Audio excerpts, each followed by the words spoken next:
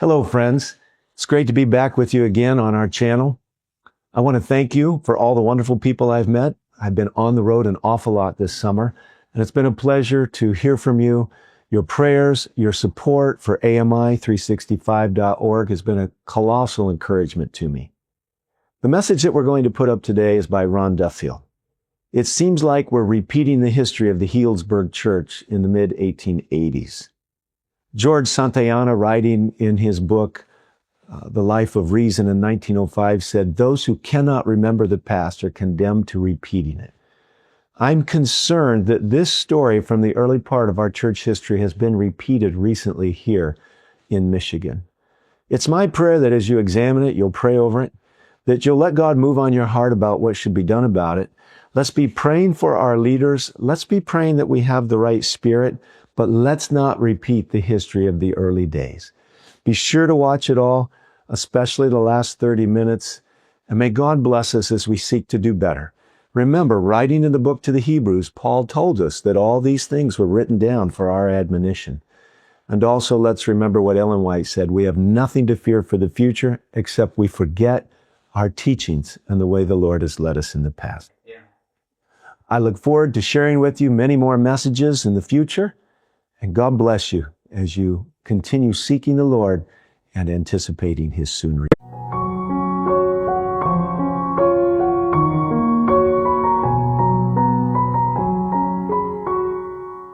I want to start out with a few kind of announcements, and then I'll have prayer, and then we'll get into the presentation for this afternoon.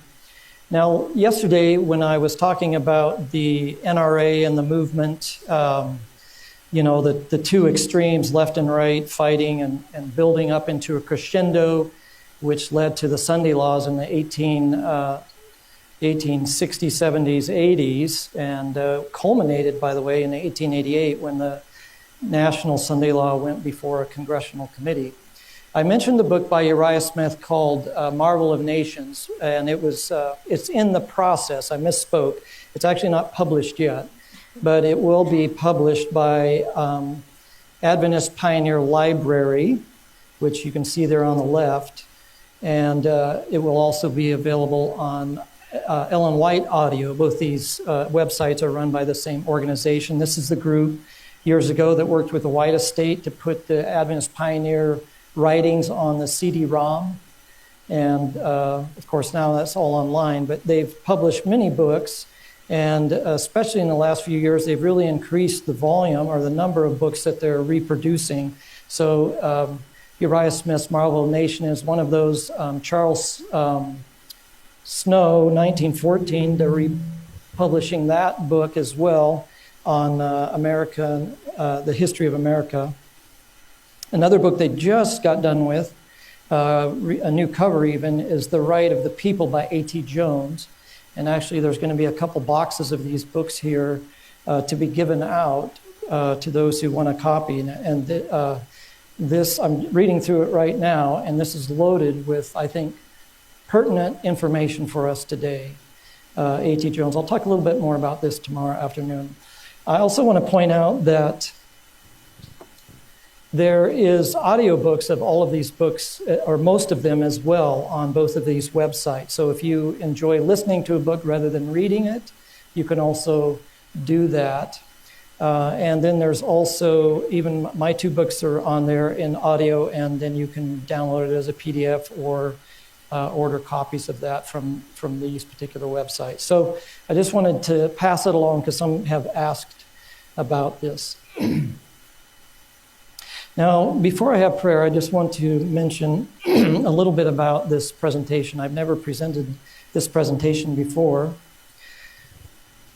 And I've actually spent about the last 6 months, not solid time, but going through material on this particular presentation. And as you can tell, this is most of this collection of material I got on this particular presentation, trying to take all of this and put it into a few slides in an hour's presentation has been one of the most painful experiences of my life. And there's so much intricacy and details in this presentation. I even made kind of a calendar of the 5-month period or so that it took place you don't need to see all the details, but I tried to. There's so many details and different letters going back and forth, and meetings and so forth that I had to actually try to, get a visual in my mind so I could keep everything straight. So all of that is to say, I am feeling quite challenged as I stand here today to present on this, I believe, a very important topic. And so with that in mind, I would like to pray that the Lord will give me clarity to say the right things in the right way, not get buried in too many details that will lose you, but that will carry you along in this story from our dusty past so that we can learn important things for today. So if you wouldn't mind, would you kneel with me as we prayed as we begin this meeting? Father, I thank you for this opportunity to be talking about liberty of conscience. And Lord, we come to you today as sinful human beings, all suffering from that Adamic human nature. And we're so thankful, Lord, that Jesus has come in that nature and overcome and can help us and deliver us as individuals and also help us as a church, Lord, today as we face so many challenges. Lord, I pray that you will be here through your Holy Spirit to guide our thoughts, to guide my words in what is presented this afternoon. I pray in Jesus' name, amen. Now, when I was a young boy, my mom used to listen to the radio, and every noon hour or thereabouts, she would turn on a news channel and listen to a particular broadcaster who would talk about the relevant things in the news of that day. And then he would also, there was also other segments of his program where he would talk about history of, some pretty famous individuals, and he would give details that you've never heard of before. And then towards the end of that presentation, he would inform you with the closing line, and now you know the rest of the story. And of course, that was Paul Harvey, and he had a program that ran for many years with, a lot of interesting facts about individuals you would never think of or knew about until you heard that story. So what I'm going to talk about this afternoon and tomorrow kind of falls into that category. The rest of the story, stories from our Adventist history that we may not have heard of, but I feel are relevant. But before I get into that story, I want to set a little bit of a context, and that was what I talked about last night. For 40 years, Adventists have been preaching about Revelation prophecies, chapter 13 and 14. And by 1882, based on the NRA's work, it wasn't just that Sunday laws were coming, they were in action. 38 states, several territories, I don't know how many, almost every one of them had active Sunday laws in place. People were being arrested. This was one slide I showed. Even in California, 82, 1,600 people had been arrested for violating Sunday laws. So this wasn't even just talk about it or possibly coming or soon. It was actually being enacted across this country. So there was no question in any Seventh-day Adventist who was awake that we were living in the very times that were that talked about in Bible prophecies, and which Adventists have been talking about for 40 years. And the story that I want to talk about took place in Hillsburg, California in 1885. This is the northern part of California, in a valley there, north of Sacramento. And just to give you a little settings, a little bit of history about Northern California there, Loughborough and Bordeaux had come to California in the 1860s and started the work there, and they had raised up a church in Hillsburg, the first church I understand of in California. 1869, they actually built a church because they had several members. But by 1871, they actually had outgrown that church. And so they built another one. I don't have any better picture. This is just a sketch, obviously. And this was the Hillsburg Church in 1871, which was still, they were still using in 1885. Now, here's kind of a better maybe idea of what that house of worship looked like. It was like a big home converted into a church with a porch all the way around. They called it the Beehive. In 1881, James White had passed away, and Ellen White moved to Oakland, where her son, W.C. White, lived. And in 1882, she bought a home there in Hillsburg. And this was about 30 miles north of St. Helena, where the sanitarium was. It was started in 1878 under the Rural Health Retreat name, and later it was changed to St. Helena Sanitarium. So that was all in this valley area there of Northern California. You also had the Hillsburg Academy, first school, Adventist school on the West Coast. Started out 1882 as an academy. That same year, they changed the name to college, Hillsburg College. And it grew very rapidly. And by 1883, they built this large dormitory, and I think there was a cafeteria in the basement there. And by 1885, there was around 225 students that were attending school there. So you get the idea that this was a growing Adventist community there, especially as more and more people came into the faith through their evangelism. And south of there, of course, was Oakland, and this is the area where Pacific Press was located, kind of the heart of the work in California. In 1885, on the left there, that was the first Pacific Press building. The other two large building in the center, Pacific Press, and the church on the right, those were built in 87. But in 1885, the Pacific Press, the smaller one, was there, and that's where they published all their books and magazines. And this is kind of two of the main magazines they published, the Signs of the Times and American Sentinel. Now, interestingly enough, the American Sentinel, I found out here recently, was actually voted at the 1884 General Conference to transfer the Sabbath Sentinel to the Pacific Press so that they could, have a religious liberty magazine. It would be changed. The name would be changed to American Sentinel. And actually, the summer of 1885, they had articles already written for it, and they were going to begin to publish it. But because everybody was so busy with different things, they waited until January of 1886. But the whole idea of this Liberty magazine, American Sentinel, had started, a couple of years before, and it was specifically for the purpose. If you read there, every month it came, the reason for the magazine was to defend civil and religious liberty, and to be an answer to the National Reform Association that was obviously gaining so much traction in the United States, and for which all these Sunday laws had been enacted. Now, C.H. Jones was the manager of the Pacific Press. He also sat on many committees there. J.H. Wagner, first-generation Adventist, was the lead editor of both these magazines. And then, of course, Jones and Wagner were assistant editors of both of these magazines. So this is just to kind of give you an idea of the setting in California that this story takes place. Now, there was that as far as I understand, I can't find any evidence that there was a conference building. But the conference, the president and the executive committee pretty much all resided there in the Oakland area. And S.N. Haskell was the president of the California Conference.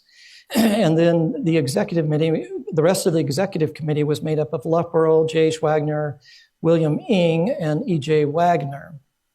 Now, S.N. Haskell was out of the country at the time in 1885. And so A.T. Jones, although he was not on the executive committee, he did play a big part in, some of the conference issues at this time, and particularly in this story that I'm sharing this afternoon. Now, in 1885, there's something else that you should know, and that is that, California was still part of the Wild West. And so, as many converts came into the Adventist church, there is perhaps some of that Wild West characteristic that still hadn't been overcome in, church members' lives. And there was sometimes conflicts and some interesting views and theologically and otherwise that would come to a head. And so that kind of gives you an idea as well. This is California, 1885. Ellen White, in that year, 1885, she was getting ready to leave for Europe for 2 years, leave in July, end of July, early August. I think August 7th, she left. And but before she went, she had preached several sermons to this Healdsburg church. It was the fastest growing church, in the conference because the college was there, and it was an important church.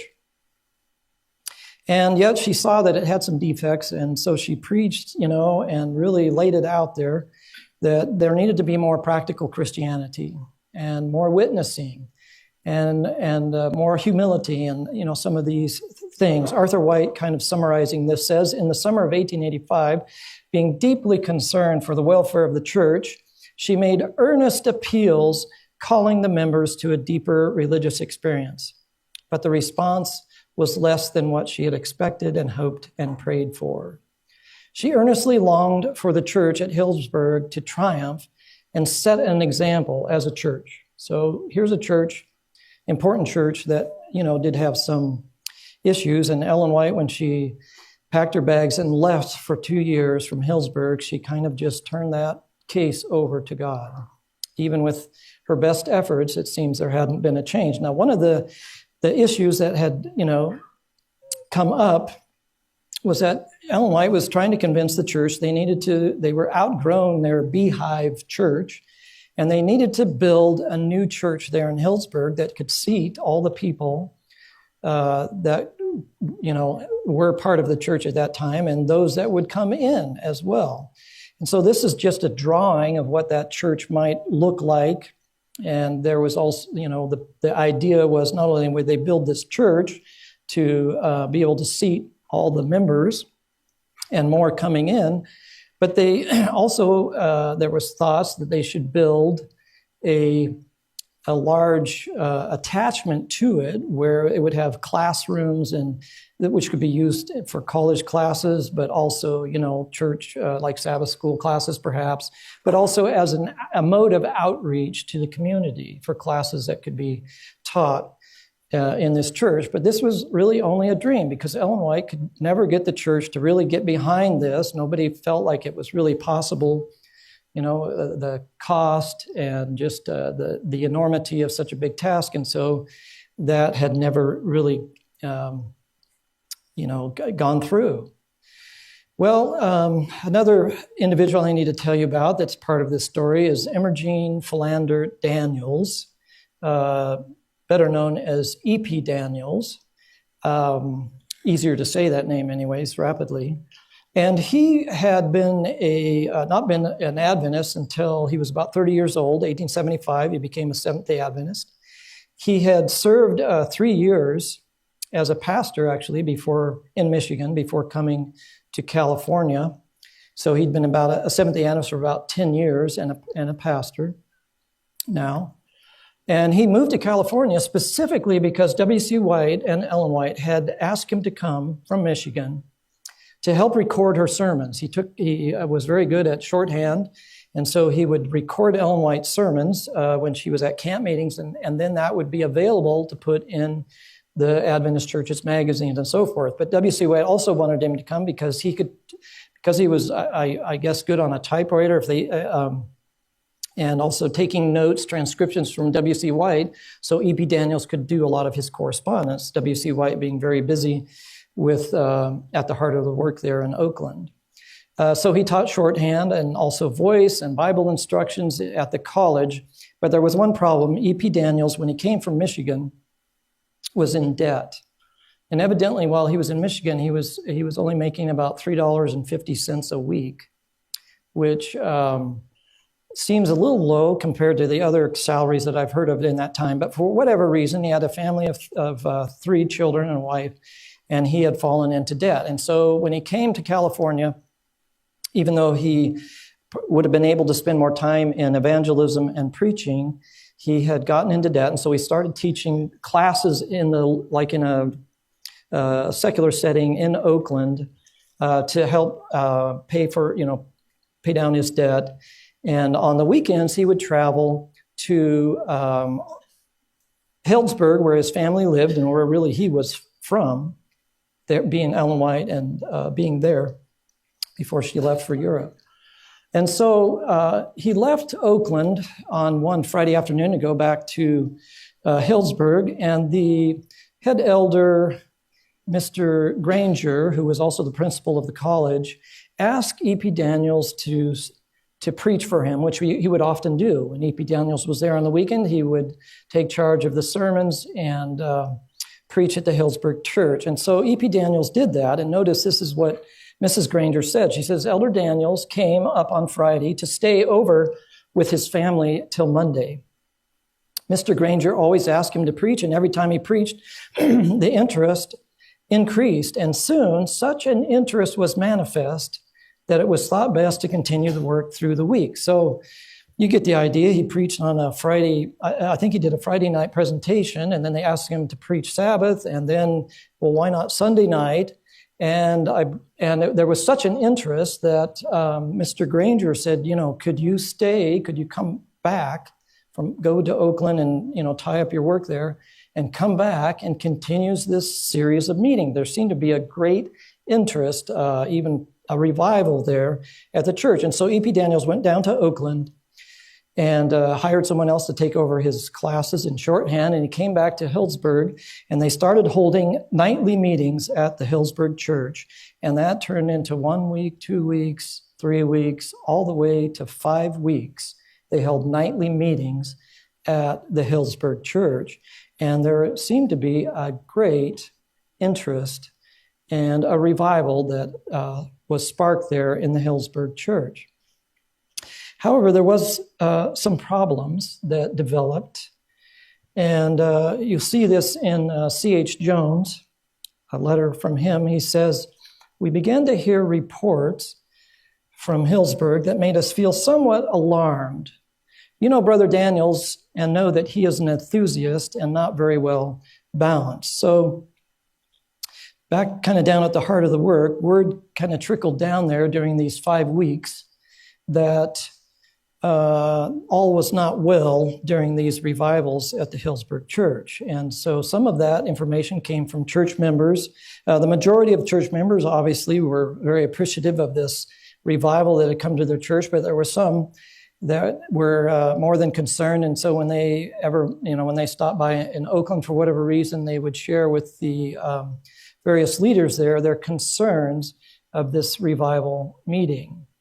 And one of those concerns, I'm just going to touch on a few of these concerns. And, there's a lot of details. I don't have time to share in each one, but I just want to kind of give you an idea. Now, one of the issues that came up was over Sabbath school offerings. And the head elder, Mr. Granger, had a concern that there was a lot of fundraising and activities during the whole activity of the offering collection and so forth, that he felt like made it more like the temple in Jesus' time, where it became a den of thieves and so forth.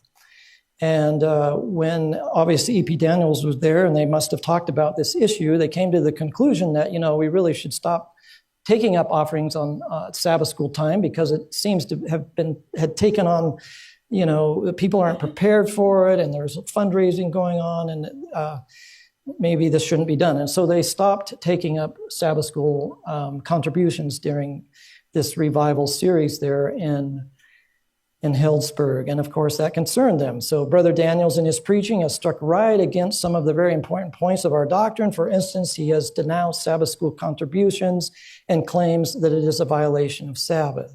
So that was concern to the conference folks down in Oakland. Another issue that came up was in regard to some of the meetings there. Now, Eunice Kelsey, she was the mother of Mary Kelsey, who married W.C. White. And so Mary Kelsey was in Europe with W.C. White. And so Eunice is writing to her daughter, and she describes this next kind of area of concern that some people had. And that was, she says, yesterday Sabbath was a good day. Many came forward and there was weeping in the congregation. There was a division made. Those who came forward were requested to go below, and some of the leading brethren who had got into the light were requested to go with him. So you kind of get the idea. There was, an altar call. People came forward confessing and, I guess being a sense of a reconversion experience. And so there was somewhat of a division, and they went to meet with those others who were considered in this group. And so the concern was that this was somewhat of a Pharisaical mindset beginning to set into this revival, and that people were a little better than others. And so this was a concern that made its way down to Oakland. Another issue that came up was in regard to E.P. Daniels' debt. And in one of his meetings, there was he had mentioned the fact that the reason he wasn't there all the time in Hillsborough was because he had debt. And the concern came that now he was diverting money from the conference to go into his own pocket by allowing the church to pay off his debt. So this is, again, says one thing of the conference objected to, and that was that the Hillsborough church had done wrong in lifting Elder Daniels' debt load. And lastly, at the end of the 5 weeks of time, the meetings seemed to be going so well to the Hillsborough church there that they thought, the camp meeting's coming up down in Fresno, and for all of us to pack up and go down there, we're going to miss out on these important meetings. Maybe we should stay here. And so this is how C.H. Jones describes this particular issue. He says, then another brought word from Hillsborough that Brother Daniels was advising the brethren not to go to the camp meeting, and many said that they were having better meetings there in Hillsborough than they would at the camp meeting. A few days after this, Brother Daniels came down to Oakland saying he must attend to his meetings up in Hillsborough. So you get the idea. The church felt like this was a great revival, and they, maybe shouldn't go to the camp meeting. They would stay there. So all of these ideas had made their way down to Oakland, and those in the conference, had a kind of a list of concerns already. And so when E.P. Daniels left to head down to the conference to let him know that he was kind of not planning on being there at the camp meeting, they were prepared to confront him with this list of grievances that seemed in their mind to be growing, quite large. And so it seems, reading through all the papers on this, that when E.P. Daniels got down there, they were prepared to really confront him on all of these things. And this is how C.H. Jones, again, the manager of the Pacific Press and on part of several of the conference committees, this is how he describes it. He says, after dinner, my wife, so E.P. Daniels came down and he invited him to eat with him and his wife. And this is what he says, after dinner, my wife and I had a little conversation with Daniels. And he summarized that conversation like this. He did talk more like an insane man than anything else. So, by the way, a lot of this correspondence was sent to W.C. White during this time. People from the conference, keeping W.C. White up to date of what was going on. It seems that before E.P. Daniels reached the office, he met with Elder Wagner and commenced the same tirade against our people to him. He also went on about the same to Dr. Wagner, that would be E.J. Wagner, the son of J.H. Wagner. Elder Wagner, Sr., took him to task for what he said to him, and at a meeting of consultation which they had that night, Brother Daniels confessed that he had been led astray, and he was sorry for it. So you kind of get the idea. They confronted him. His response made him appear to C.H. Jones as more of an insane man. And obviously, J.H. Wagner really took him to task for his response as well. And Daniels confessed to his wrong. But that, of course, raised great concerns to J.H. Wagner, who was the sitting president for the sake of the Hillsborough Church. And A.T. Jones talks about what happened next. He says, there is no doubt that the Lord helped, and much good was done in Hillsborough. Then Satan stuck his cloven foot in and gave the work a wrong mold. The conference committee learned of it just at the time to go to the camp meeting, and they stopped the meetings.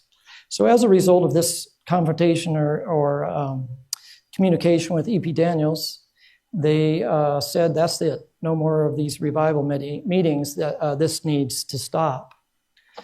Not only that, the conference also felt that E.P. Daniels was not a safe man to be a pastor anymore in the state of California. And so Lizzie Granger writes, you will notice that in California conference proceedings, that no credentials were granted him. And so usually every year they would have a camp meeting, and then they would have the conference meetings at the camp meeting. And they would go through business meetings and stuff like that. And they would also, give licenses for those that were able to speak in that conference and so forth. And that had happened at the California camp meeting during the conference meetings as well. Well, not only that, but the conference had also decided I'll just read this. You will also notice that the resolution in regard to Hillsburg College places the Bible teacher as the resident minister of Hillsburg Church. So the conference not only removed E.P. Daniels' license, they also said, well, let's make the Bible teacher be the pastor of the Hillsburg Church instead, and that will kind of put a stop to this fanaticism as they saw it. Brother A.T. Jones was appointed to the position of teacher in the college and in the Department of Biblical and Ancient History, and so that meant he would be right then immediately be put in as pastor of the Hillsburg Church. Dr. Wagner will succeed him in the 1st of January. So while Jones was teaching in the college, he would be the pastor of the Hillsburg Church until January, and then E.J. Wagner would take his place. Well, the conference, or some of the conference officials, J.H. Wagner and Loughborough, met with the church members from Hillsburg when they came down to the camp meeting. And based on that, need to go to Hillsburg and look into this situation even more. And so the executive committee of the California Conference went to Hillsburg. A.T. Jones not on the executive committee, but because he was pastor of the church, the new pastor of the church, took an active part in these meetings that took 3 days. The problem is that E.P. Daniels had gotten sick at the camp meeting, and he actually was at the sanitarium for a week when the executive committee was there. And so the executive committee met with the church, and they didn't really seem to get anywhere. In fact, it seemed to raise even more concerns in their mind, and this is how E.J. Wagner says it. He says, shortly after the camp meeting, we learned that quite a decided stand was being taken in Hillsburg against the conference committee, and that Brother Daniels was getting the sympathy of the church. He took the position of a martyr. And while he did not speak openly against the conference, he conveyed the impression that he was suffering wrongfully, but intended to bear it patiently. So the committee met there, and they couldn't really settle matters, but they did come away with the idea that now the church has, risen to defend their fired evangelist, and this is creating a problem. Well, there's one thing that followed soon after the executive committee came. The Sabbath School Association committee, some of the members were in Oakland, and happened to be that the vice president was W.C. Granger, who was one of the main proponents of not taking up the offering anymore during Sabbath school because of what he saw, as a discrepancy of, how fundraising and just people were coming unprepared, and it just didn't seem like a Sabbath thing to do. And so the Sabbath School Association came there. The committee met in Hillsburg, and they had a talk with church members and W.C. Granger and other leaders, an opportunity to voice their concerns and so forth. And there was a few sermons preached on it. And some went through the biblical history of offerings, bringing offerings to the tabernacle and so forth. And others went through Adventist history to show that, this was something that had been talked about and gone over before. And thankfully, at the end of the Sabbath School Association, the executive committee's meetings, they came to an agreement. Here, this is what C.H. Jones says. He says, Brother Granger said, well, brethren, if this is the plan you're going to work on, I can clasp hands and work heartily with you. He said he never saw it in that light before, and I believe the battle is gained on that point, said C.H. Jones. And then notice what he said, C.H. Jones admits, but I do feel that there is a failing among our people not taking the interest in offerings as they should and trying to keep the right object in mind when they're giving. They're giving to the Lord, not to, the church per se. So this seemed to be a win. And through that, communication and so forth, the church then began to take up offerings again on Sabbath. However, C.H. Jones, after these meetings, went back to Oakland and he had kind of the same concerns about the church in general. He said Brother Daniels had become puffed up. This is kind of how he summarized the whole event there at Hillsburg. He says, Brother Daniels had become puffed up over his success there, and he began to take the glory to himself. The Lord left him, and he began to backslide. He gave way to his feelings against the brethren and tried to get sympathy on his own behalf. He allowed the impression to go out that the conference committee and Elder Wagner especially were trying to crush him. And so people began to take sides at once, and the devil began to come in, and so the leaven has been working. So in other words, even though E.P. Daniels wasn't openly talking about this, somehow he was just, exuding this feeling, and the church was rising up against the conference because they said, well, you guys are trying to crush him. Well, A.T. Jones kind of repeats a similar thing. He says, then false reports began to fly. The church entered into judgment upon the committee, set it down that the committee, or Elder Wagner more specifically, as sitting president, was jealous of Brother Daniels and began to assume the championship of Brother Daniels against the committee. So this was definitely the feeling of the executive committee and Jones, who obviously was involved in some of these meetings. Now, another side or collateral damage in this whole thing was over the desire to build a new church. Interesting, notice this. First, I will say that during the revival meetings, large pledges had been made toward the church. But after the meetings were stopped, the church building business stopped. Brother Brownsberger called a meeting to plan for the church, but there was no response on the part of the congregation. So somehow during this revival, people's hearts had been touched and they had pledged, they were ready to move forward with the building of this church. But when the conference closed down the meetings, fired the evangelist, there was no more desire to move forward with that. Well, finally, A.T. Jones and Professor Brownsberger, who were he was a professor at the college, and he was very sympathetic to the conference and the conference committee. They decided to get together with the church and actually get together with E.P. Daniels and say, look, you've got to do something here at the Hillsburg Church, or else, this is going to get out of hand.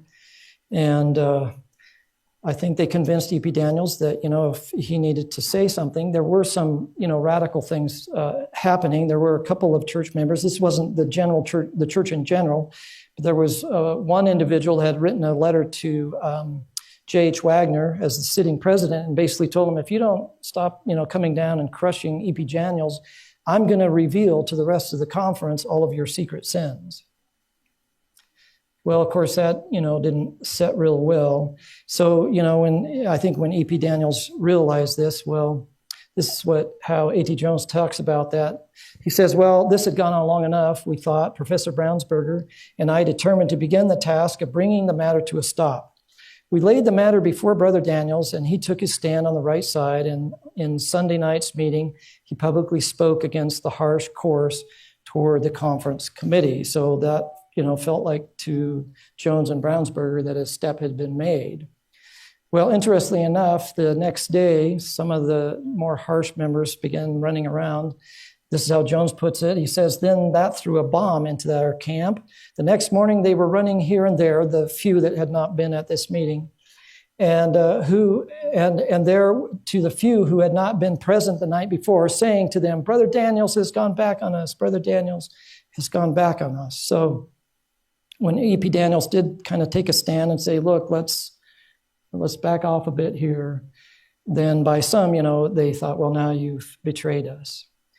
Well, This, by the way, this takes us up into November. The camp meeting was the revival meetings were August, September, then the camp meeting, and this takes us up into November. So there was a lot of this discussion and issues going, back and forth, executive committee coming, and then in November, towards the end of November, 1885, a lady by the name of Sister Baker, she had a little bit of a past where she had claimed to have visions and ideas on dress reform and so forth, but she took really a fanatical view on many things, and she was known for this.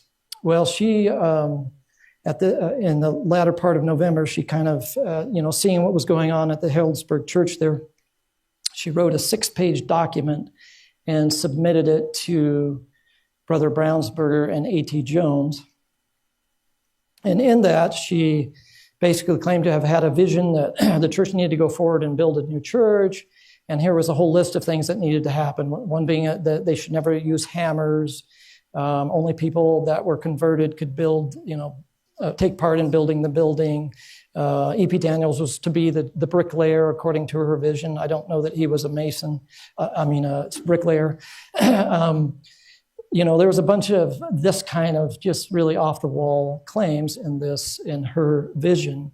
But included in that was also these demands, I guess you could say, in her paper. She said Elders Wagner and Loughborough must come and confess to the church. Confession will open the gates and let the Spirit of the Lord in. So she basically added in there, that the conference needs to come and apologize for what they've done.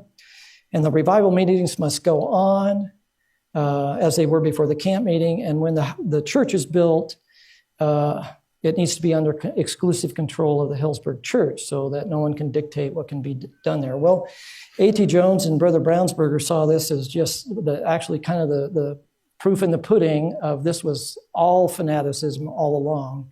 So they called the church together, and they read, E.T. Jones actually read this letter, I believe it was on a Sabbath, to the congregation. Then he asked them, is this not fanaticism, yes or no?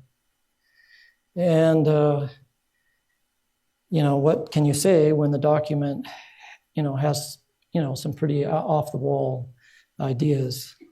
Well, this is how he concludes. A.T. Jones, after that meeting, he says, we took that Baker letter with us, and I read it to the church, and then pointed out their wrong course in condemning the conference committee and entering into judgment upon the committee for their stopping the meeting.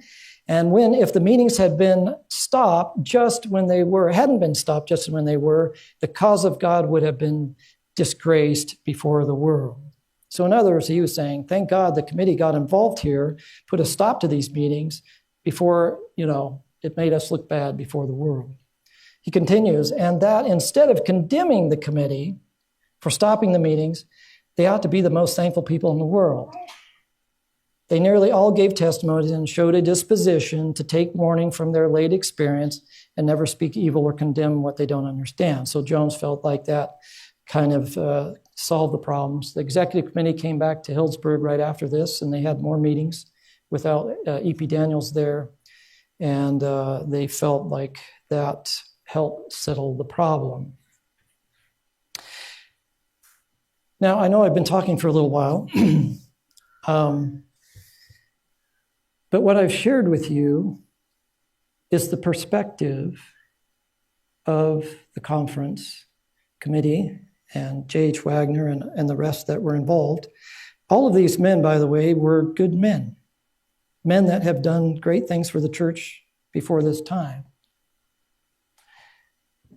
But there happened to be another viewpoint that might fall into that category of the rest of the story. And in order for us to understand this story and our history, I think we have to look at all sides, because we as human beings can sometimes make mistakes in our perception.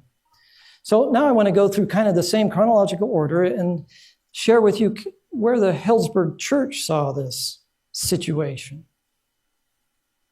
So we'll start at the beginning. This is several different people writing letters about it. This is I.L. Decker. I must tell you about the good meetings. Elder Daniels has been laboring with this church for the last 4 weeks, and oh, such an awakening as this church has had.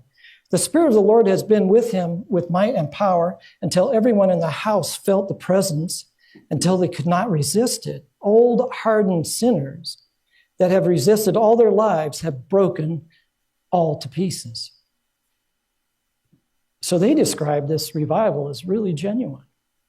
People that had been, hardcore sinners. And boy, there's letter after letter naming particular people and the things that they overcame during this revival. Here's what Eunice Kelsey says. She says, the meetings did start in such heartfelt confessions as seemed to be made, such as I have never witnessed. The members coming together, asking forgiveness of each other with floods of penitential tears, and then rejoicing in assurance of pardon, which it did seem to me could be nothing else but the deep movings of the Spirit of God. In fact, one person even said, I think this is the beginning of the latter rain. G.I. Butler, who happened to visit, I'll talk about him later. He actually came to visit after this whole situation. This is how he described it. He says, I believe that Elder Daniels had got so near to God that God did greatly bless them. There are many manifest tokens of this, it seems to me. I've not heard of a work for years that seemed to bear more evidence of God's work than this does in many respects. The more I have investigated the subject, the stronger have been my convictions that this is the case. Now, you recognize already that these are diametrically different descriptions of even the man involved in this story, E.P. Daniels. Well, there was even baptisms. Hannah has gone with the children to the baptism. She thinks there were about 20 baptisms, most of them rebaptized. So there were baptisms. There was not only, church members, reconversion experiences, but there was a great interest even among outsiders. So there were people from the community that were coming to these revivals. There's a good interest among outsiders, says W.C. Granger. Quite a number of the new converts have been made. Among those who have united with the church are my wife's mother and cousin. And then E.P. Daniels himself, he says, when I closed the meetings by the order of the committee, there was a large outside interest, including, notice, Senator Condon was deeply interested in the meetings, and I was also informed that Mr. Jewett, obviously a member of the community, was interested in that he had been out a number of times to hear. So here's, eyewitness account saying this was a true revival going on. But what about, some of the fanaticism that was going on? Well, the issue over the offering, that seemed to have been solved. But there was, the issue of Daniel's debt. And even in this particular story, this is what Daniel himself said. Now I'm in good condition to pay off my debts. If I don't have any drawbacks, I do not want the brethren to pay off $1 of my debts. And more than that, I will not let them do so either. So somehow the communication, that made its way down to the conference had been misunderstood. He had made comments about his debt from the standpoint that he was telling people to get more involved in the work. And then he thought, well, what are they going to say when I'm working at a secular job, and not full-time in the ministry? And so he explained, well, I'm in debt. I came from Michigan in debt.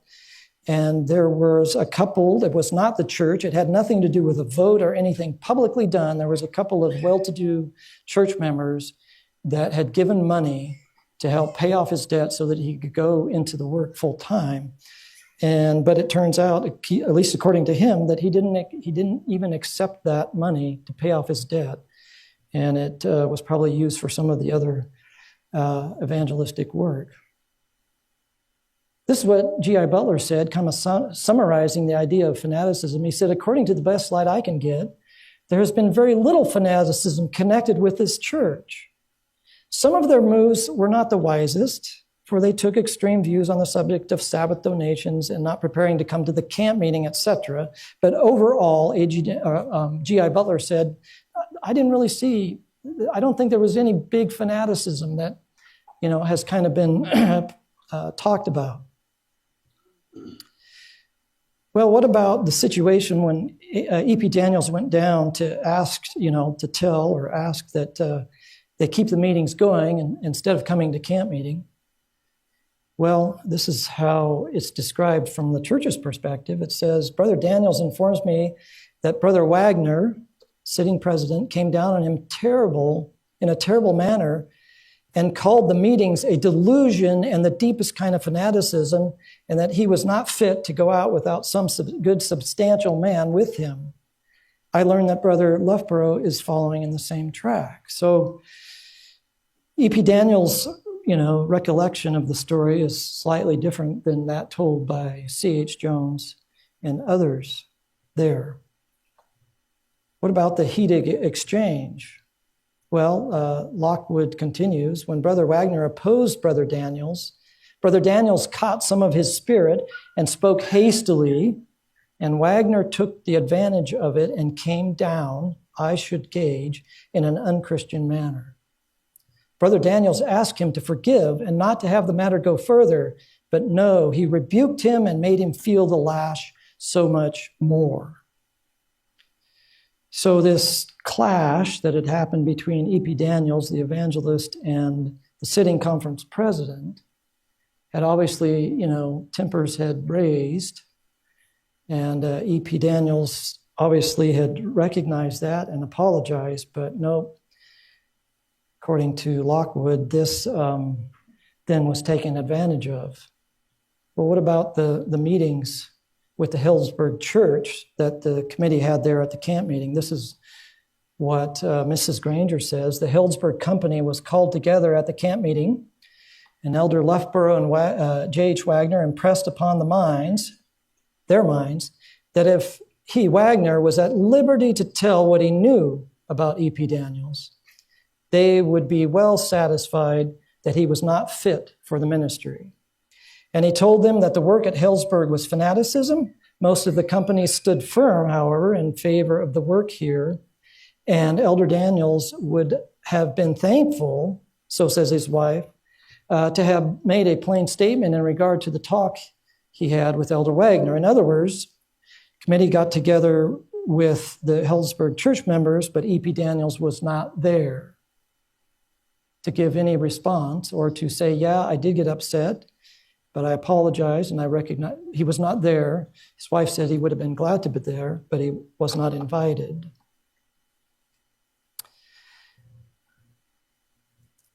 Well, Daniel should not labor in California. Since the camp meeting, Elder Wagner and his son EJ and also Loughborough visited Hillsburg. It's talking about the executive committee coming to Hillsburg.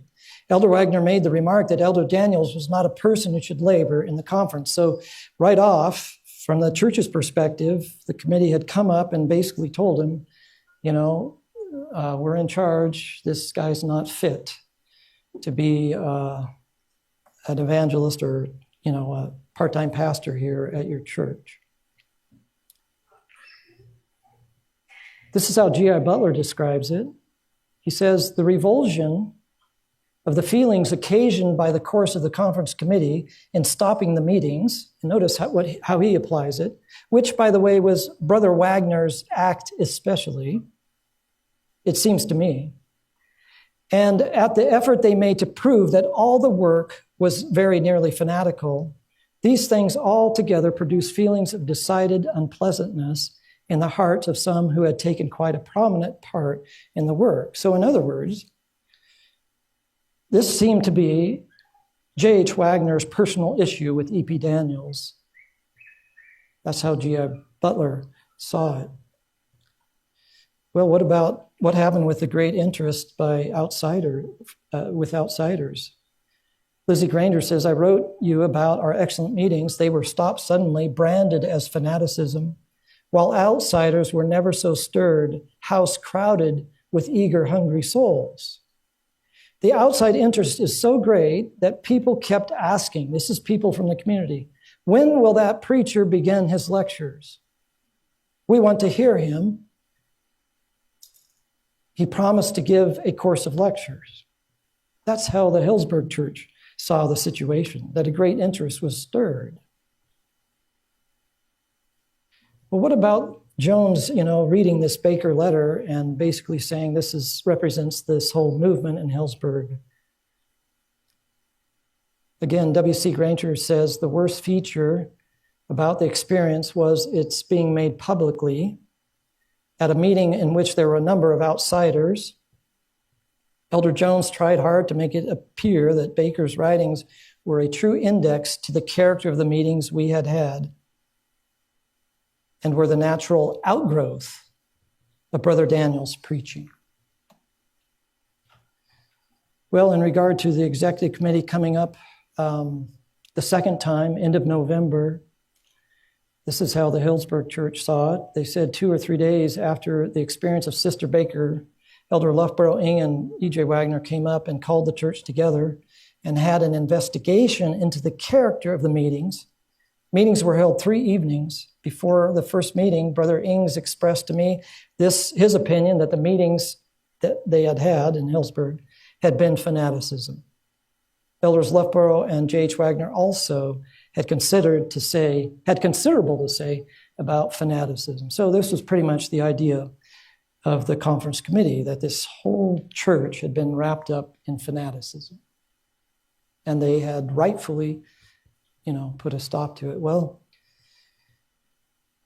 W.C. Granger also expresses concern about the influence this had on the interest from the outside. He says the meetings with the conference committee were also held publicly. A number of outsiders were present each evening. The great burden of the elders was to show that the revival meetings were fanatical and that Elder Daniel's preaching was the cause of it. I think it was a great mistake to have the investigative meetings with outsiders present. I've been told that downtown a great deal of jesting and laughing were indulged in by the street loafers at our expense. Wow. By the way, I had to take out so many slides to fit this into a time frame. And there's a lot of them I wish I would have left in. One of them was that the Methodists and the Episcopalians started revival meetings right after the Hillsburg meetings closed and brought in one, I think it was the Methodists, 45 members into their church. So it's 1885. Seventh-day Adventists are supposed to be taking a gospel message to the world. They've been preaching for 40 years that there's coming a time when Revelation 13, that beast with lamb-like horns is going to speak as a dragon. Not that it just applies to Sunday laws, it applies to much more. And it wasn't just that Sunday laws were coming, they were enacted and being enforced. 1885. And now you have, in the fastest growing, largest church in California, a controversy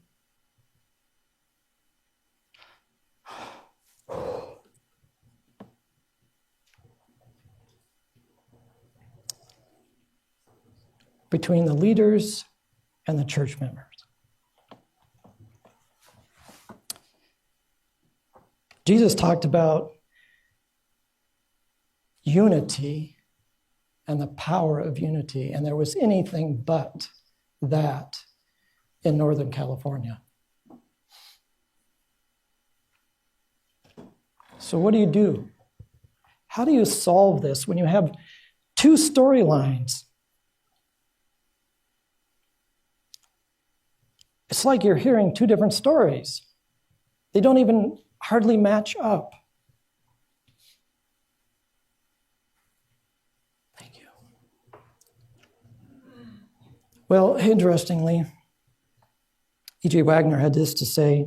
He said, I wish to say further that many of the people there in Hillsburg, and also Brother Daniels, had been holding out because they thought they would have your mother's sanction. He's writing to W.C. White. They knew that Brother Daniels had been working for your mother and that she had told him he ought to be in the work. And therefore they jumped to the conclusion that she would endorse whatever he might do. Thank you, brother.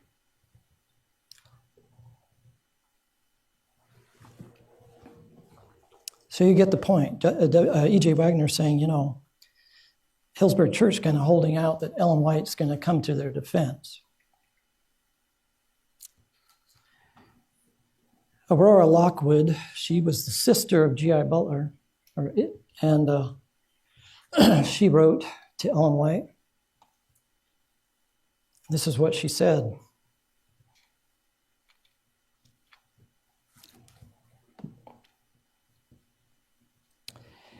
There was 3 long evening meetings here, first of the week, attended by 6 ministers from the conference, leaving out Brother Daniels, and our hearts were sad.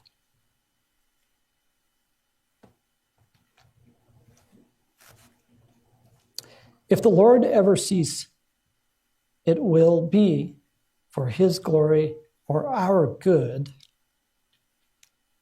for you, Ellen White, to understand it, then you will know what has been right and what has been wrong. You can kind of hear that anguished cry from a Hillsborough church member.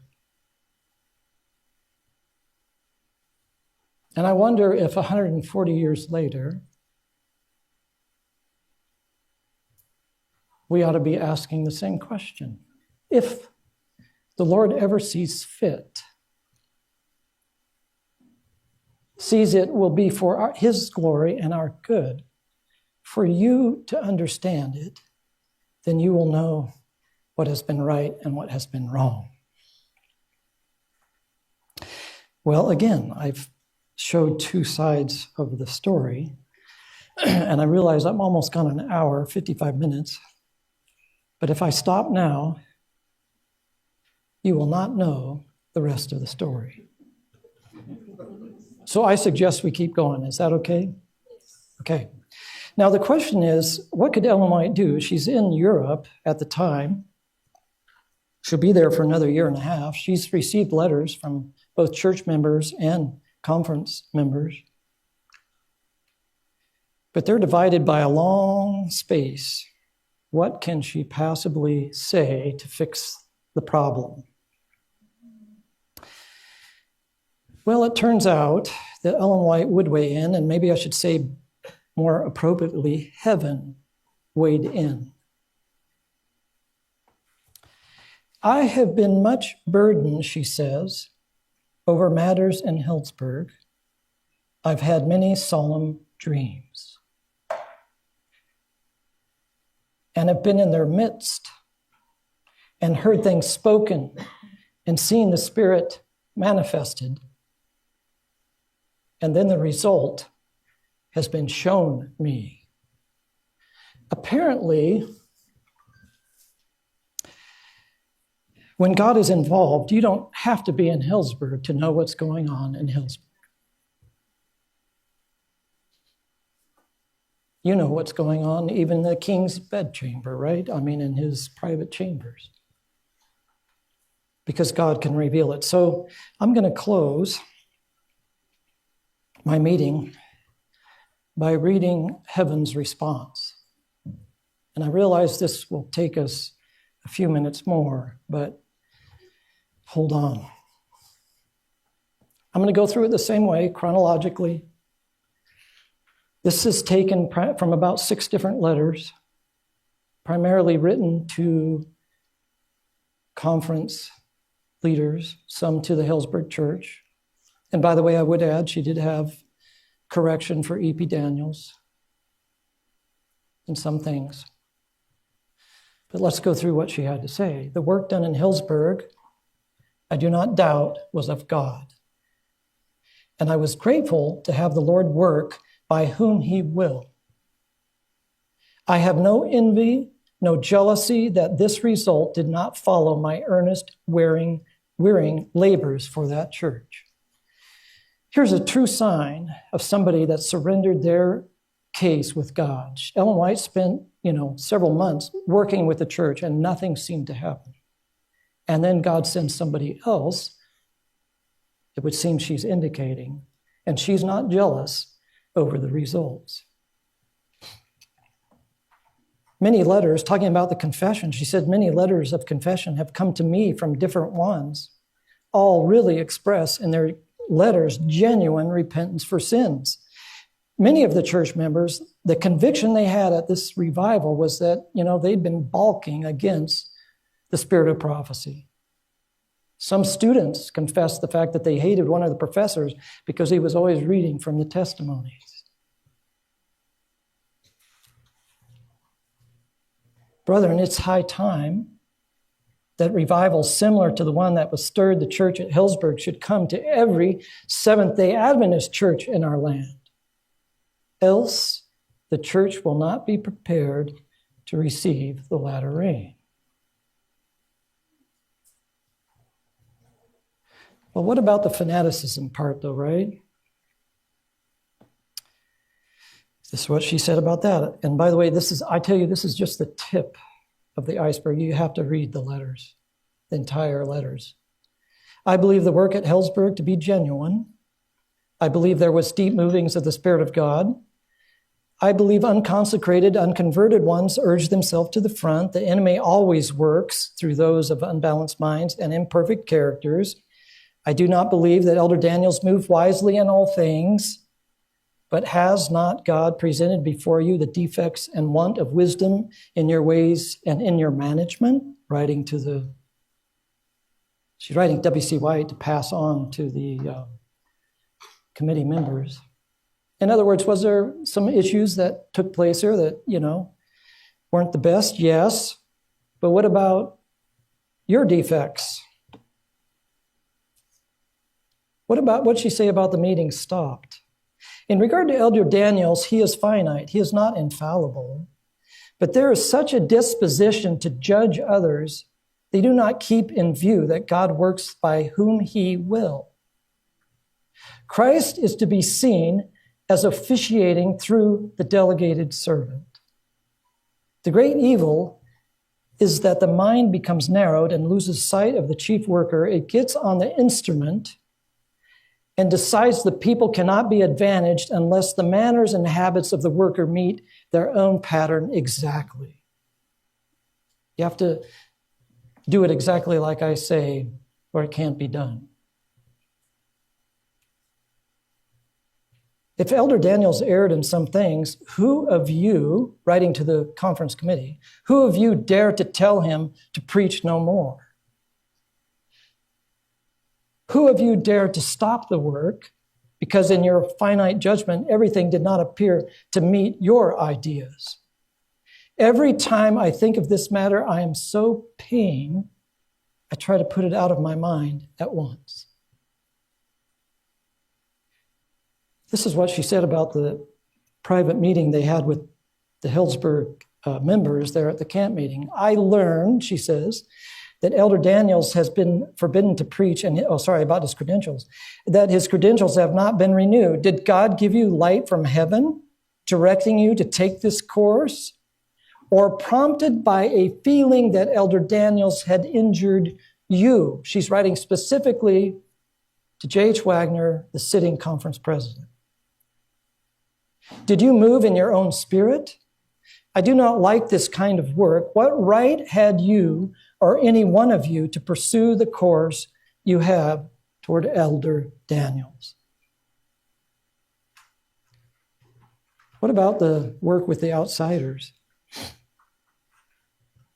You had no moral right to stop the meetings, stop Elder Daniels from going right forward with the work and making the very most of the interest started, to gather outsiders into the interest if possible. I cannot sanction your course. I cannot see that while you were working to correct evils, as you might have done, that you should stop the work.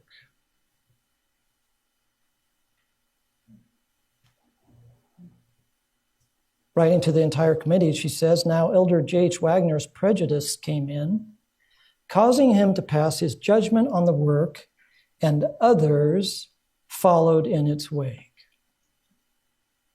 I verily believe you had but little of the Spirit of God in your camp meeting, for I cannot see how God could work with your efforts.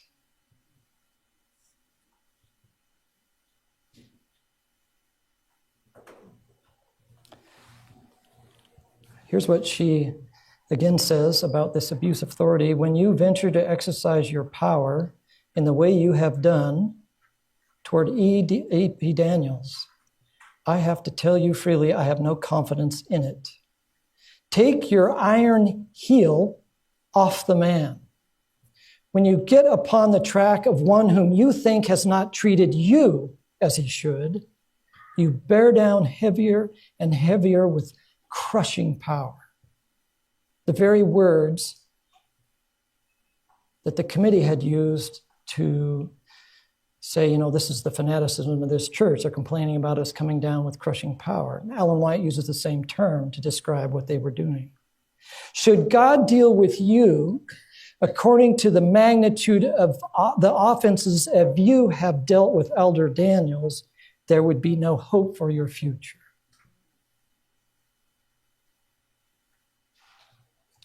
Well, what about the meeting, the private meeting they had there at the camp meeting with E.P. Daniels, or the members without E.P. Daniels?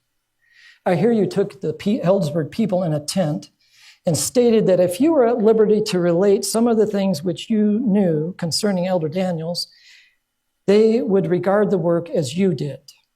And thus you left a blot on one of God's servants, leaving them to think and imagine the worst things in his life.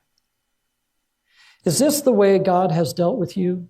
Do you wish the Lord to take your case in hand and deal with you as you have dealt with Elder Daniels? Your course in this I cannot approve. Well, what about the executive committee coming to Healdsburg? I have reason to judge a good work was begun in Healdsburg. Those who felt it was wrong and condemned it committed, I believe, one of the greatest errors. And now the condemnation has been made.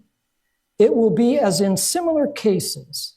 After once the work of a brother or the manifestations in the church are condemned, then there is a seizing hold of very little things to make good the decision that they made hastily in an unwise manner. You get the idea, right? Very clearly what had happened. Not only did the executive committee follow the lead of J.H. Wagner, but now they needed to make that decision good. So the list of grievances kept growing.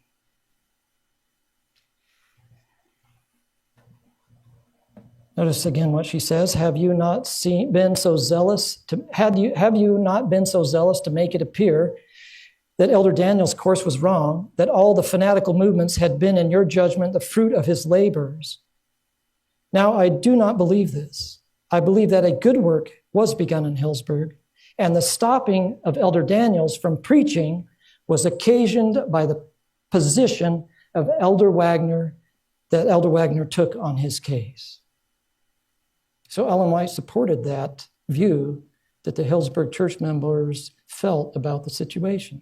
She continues, then after the first step had been taken, there must be an effort made to maintain that the course pursued toward him was right. I do not and cannot believe it. I believe the very beginnings was wrong, and that Elder Wagner or any other elder had no delegated right from God to stop the meetings in Healdsburg, and that evils have grown out of this.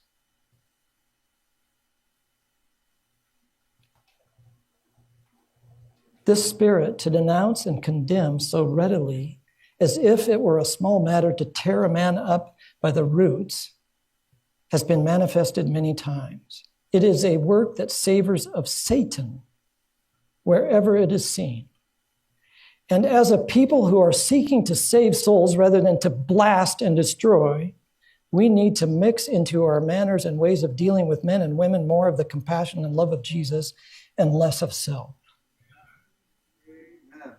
And then she continues, I have seen the harm done by our brethren seeing something wrong in a man and then questioning or picking him to pieces and leaving no good thing in him, but just discarding him as a useless piece of timber, that I'm most thoroughly distressed over this kind of management.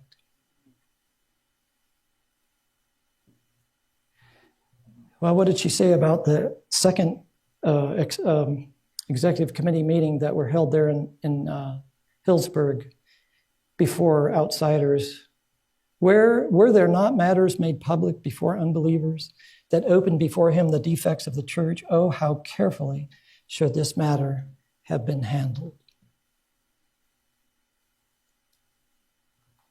She talks about the negative effects on the whole church. I find myself pondering the Hillsburg church and its revival and the condemnation of it with a sadness I cannot express by pen or voice.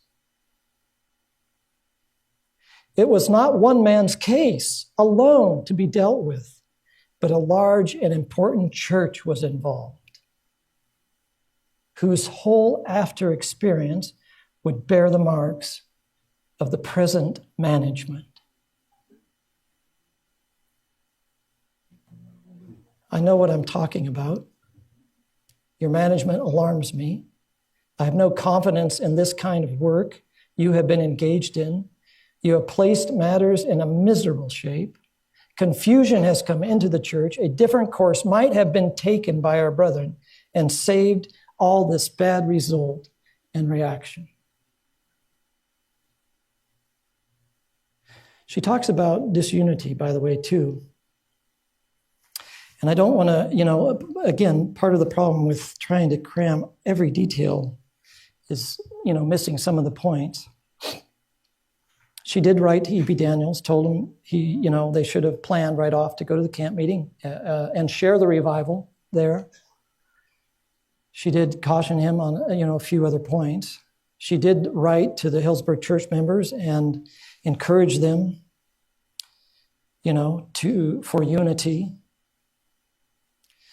But notice where she puts primarily the blame. She says, there is much said about Elder E.P. Daniels as though there are two different parties. One, Elder Daniels' friends, and still another party who are distinct from him. Okay, now follow the thought as she defines this. I beg of you not to breathe one word of this character. There are those in the Hillsburg church who cannot see in Elder Daniels the cause of the course that has been pursued toward him by the conference brother. And that leads those conference brethren who have not been wise and judicious in their feelings and course of action to feel that their course was not sustained and to draw themselves apart from Elder Daniels, and they will thus show their distrust and criticism and speak it and act it, and this will make two parties if nothing else will. If there is a division in the Hillsburg church, I shall attribute it not to Elder Daniels alone, but to those who have had the management of these matters.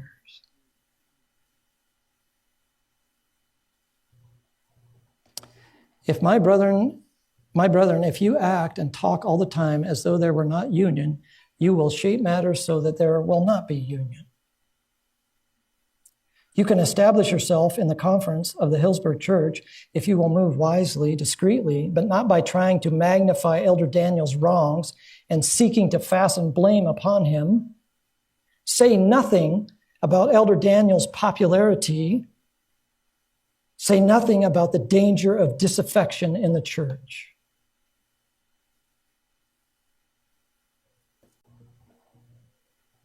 Well, I'm going to end with these couple slides. I find this really significant. She's writing to basically the executive committee. And this is how she actually started the letter.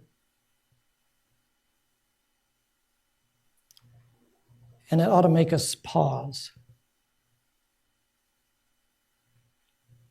I wish to say some things in reference to the revival at Hillsburg. I wish to say I'm not in harmony with your treatment of this matter. That there were fanatical ones who pressed into the work, I would not deny. But if you move in the future, as you have done in this matter, you may be assured of one thing. And I think it would be good for us to know what that one thing is, because it's relevant to us. If you move in the future, as you have done in this matter, you will be assured of one thing. You'll condemn the work of the latter rain when it shall come. Why? For you will see at that time far greater evidences of fanaticism. Why? Because the devil knows if he can bring in a little bit of fanaticism and have individuals or churches or conferences throw out the baby with the bathwater,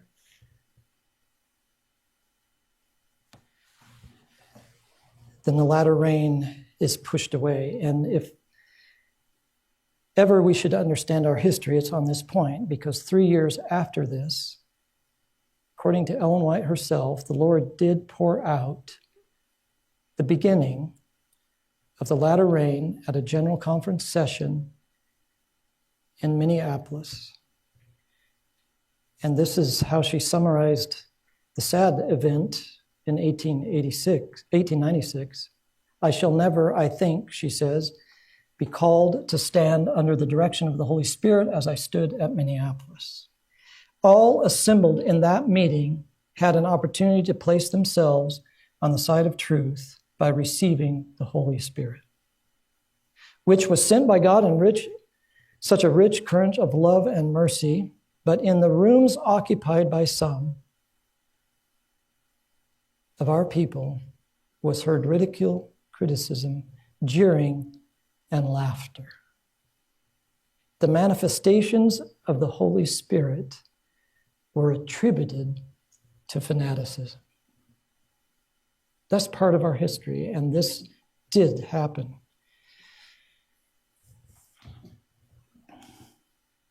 Now, we're told that we have nothing to fear for the future unless we forget. So what about us today? What lessons can we learn from our past that would prevent us from making similar mistakes today? Now, thinking about this talk, I didn't really come here to step on, a few individuals' toes. But my prayer is that the Holy Spirit, who knocks on the door, Jesus himself, the true witness, knocking on all of the doors of our heart, would be stepping on all of our toes. The devil knows that each of us can fall for different things. He has some temptations for some people, and he has some temptations for others. And while we are praying that God will save this church, let's not forget that our biggest number one enemy is self.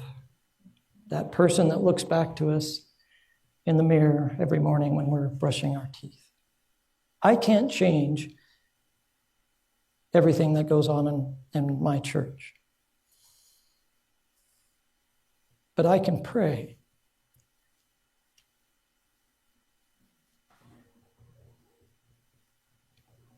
that the Holy Spirit can change this hard heart of mine, so I don't have any of those evil principles working out in my own life. And if we get to that point where Daniel was,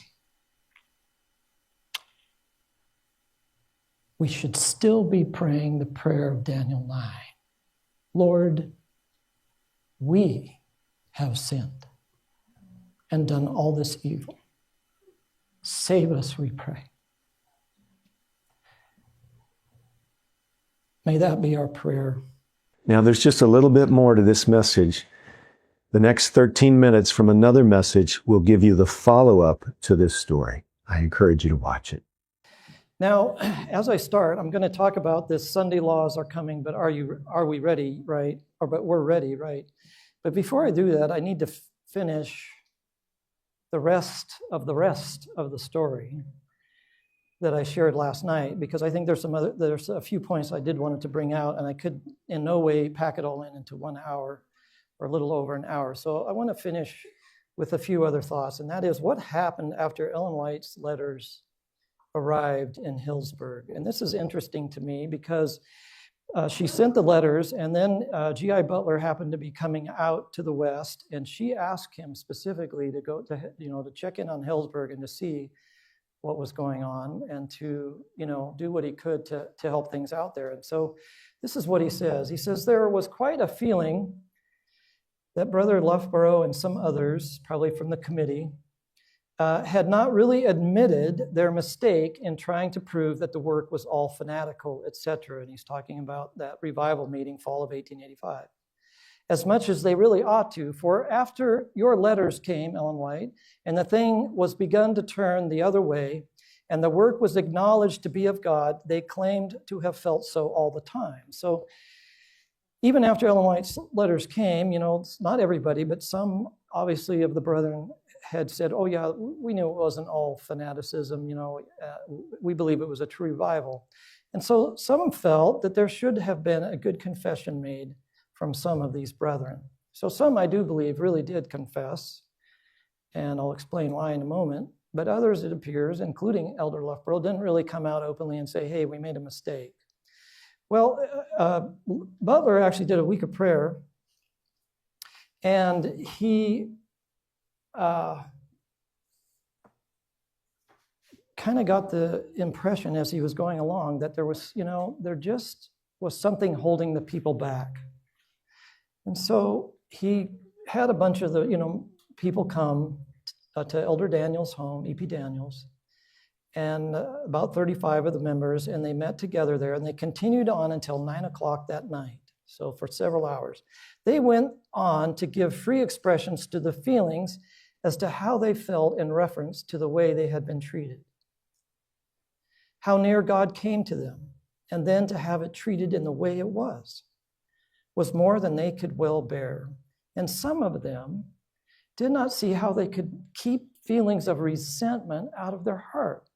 So you can sympathize with this, what they were feeling. It's like we went through this terrible experience and there didn't seem to be closure. We don't want to be resentful. We don't want to be, have animosity toward our brethren, but we don't know how to keep it out of our heart. Well, I think the Lord impressed G.I. Butler. He sympathized. He really did, like a father. But he also helped them move beyond this. And this is interesting. He said, on Sabbath, I preached on my grace is sufficient for you. My strength is made perfect through weakness. The Lord gave me freedom. In the afternoon, we had a social meeting, and the college hall was crowded. We gave an opportunity for those to come forward who wished to draw nearer to God, and there was a general move, and the whole house nearly came forward. The Lord came very near, and some good testimonies were born. Now, of course, I'm just, giving you a summary, but Butler preached on the fact that, God is big enough to take your hurts and wounds, even inflicted by your own brethren, and to carry you forward. And this seemed to have an effect on the people. And it brought, again, a revival. And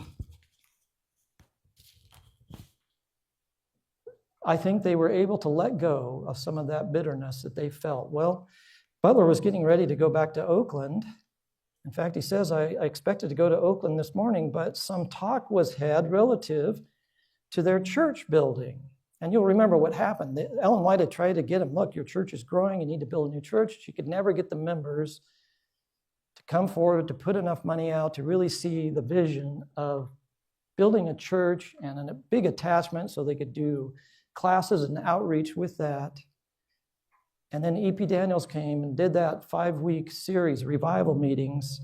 Never started with that intent, but it motivated the church and they were ready to move forward. And then when the conference came in and shut down the whole program, fired the evangelist, that was the stop of the whole thing. But now, after Butler had visited early 1886, he says, I expressed my mind that it was time, something was done on it, and we had a short meeting of the trustees last night, and they urged me to stay over till tonight and to talk to the whole church on the subject. So that's what they did. They got the whole church together, and we had a meeting of the church at Healdsburg that night before I left. There was quite a good attendance. After talking a little while on it, I asked an expression of the house relative to what they wanted to do about it.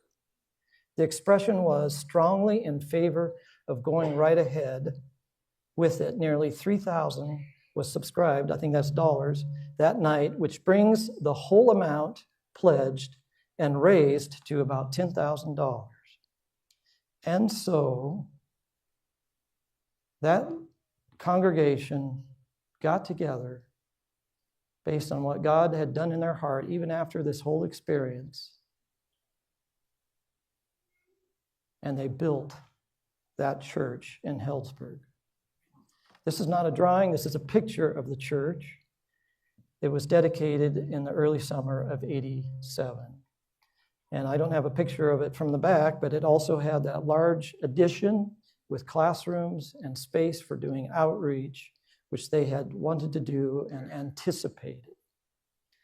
But what about, some of the players, all these men that were on that committee, which I talked about? Some I truly believed saw their mistake. Others were more reluctant to admit that. J.H. Wagner, who had kind of led the charge more because of a personal issue he had with E.P. Daniels, was perhaps the most reluctant. Remember, I read yesterday some of the statements Ellen White said, if you treat others like this, is that the way you want God to treat you? And in some of those statements, she even infers, if you deal with others this way, you will be dealt with in the same way. And interestingly enough, 6 months after this event, and almost at the same time that Butler came, a little bit after that, Ellen White had to write to J.H. Wagner and address him on some of his own personal issues, including the fact, and I don't want to overstate this, but that he was getting a little too friendly with one of the ladies in the church at Oakland who was not his wife. And he didn't listen to her advice, and so she sent, almost a year later, 87,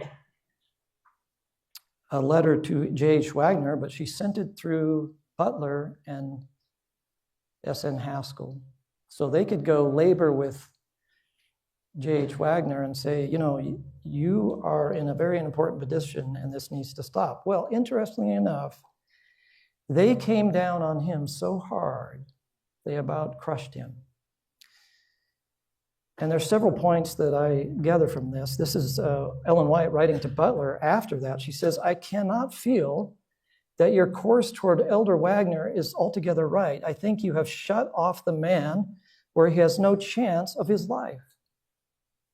When men themselves, liable to temptation, erring mortals shall be free to pronounce upon another's case who is humbled in the dust, just how much feeling the erring one should manifest to be pardoned, they are taking on themselves that which God has not required of them. So this is what happened. Here's Butler, this is so amazing to me. He had sympathized with the church. He did the right thing, led them to actually move forward and build their building project. And then when he's in that position himself, he came down with the same crushing force on somebody else. Which tells me that human nature is human nature, regardless of which one of us, that we can notice the abuse of authority other places, and we should, but we can do the same things ourselves. So we need to pray always, Lord, save us from this situation, but save us from repeating that. The other thing is that sometimes God allows sin to punish sin. This is obviously wasn't his intent with J.H. Wagner, but he was fired. He was no longer editor of the Signs or the American Sentinel. He had been planned to be sent to Europe. They canceled that. I haven't found out yet, but I don't know if they even canceled his, speaking credentials. But at any rate, J.H. Wagner was at this time humbled in the dust. He did end up going to Europe, and I believe the Lord blessed him. It got him out of the situation, and he finished his life in a very positive way there. What about Loughborough? Interesting, this is another interesting note. When the church got together just a few days after G.I. Butler preached to them, and they decided to go forward and build the church, even though at the beginning of the week they had said, we're frustrated that, Loughborough, they even named him. He doesn't seem to have come out and really apologized. They actually, when they decided to build the church, they elected him as the head of the building committee, which tells me they were willing to still move on and seek for unity. Well, a couple of years later, he actually became California Conference president. That didn't go real well. And in 1890, Ellen White said he needs to be relieved of that labor so he can do what God really has given him to do. And this is what she says: let Elder Loughborough do a work that is suffering to be done in the churches. The Lord would have his voice heard, as was John's, telling the things which he himself has experienced in the rise and progress of the third angel's message. Let Elder Loughborough stand in his right place as a Caleb coming to the front and bearing a decided testimony. The whole point of that is Loughborough made a terrible mistake, but God still had work for him to do. And he actually started going to camp meetings, sharing the history of Adventism, along with the message of righteousness by faith that Jones and Wagner were preaching, and religious liberty. And there were revivals that went across the land, 1890s into the 1895 time period. What about Jones and Wagner? They were both involved. I truly believe that they acknowledged this based on the fact that another letter written in 87 to them by Ellen White, they immediately apologized. Really, they humbled their hearts and said, yes, we were wrong. And I also believe that there's not every letter is available today that's mentioned. So there's some letters that Ellen White sent and some that she received that are mentioned, but I haven't found copies of those yet. So that may still come. But also the fact that Hillsburg church members spoke so highly of A.T. Jones after that incident. They were frustrated, that he followed along on the executive committee. But I believe that there was truly a confession in Jones and Wagner's life because they were so highly spoken of after that on the West Coast. Well, as we know, 3 years later, they ended up going to Minneapolis and being identified as special messengers with a message from heaven.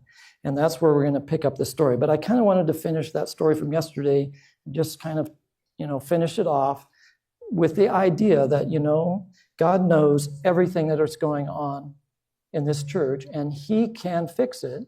The important thing is, let's make sure we're doing whatever the Lord is asking us to do. If it's speaking out, let's speak out, but let's do it in the right spirit so that we're not guilty of the very things we're frustrated that other people have done to us. Well, Sunday laws are coming, but we're ready, right? Well, interestingly, Thursday afternoon, I talked about how there was moral decline in this country. 1844 was the beginning, really, of that, when the churches rejected the first angel's message, and that's kept the country spiraling. And it began to go deeper and deeper into apostasy. The churches obviously had a part in that. And communism, socialism, Uriah Smith mentioned that in his book, were coming in. There was a woke movement in that day. Liberties were being trampled on the left.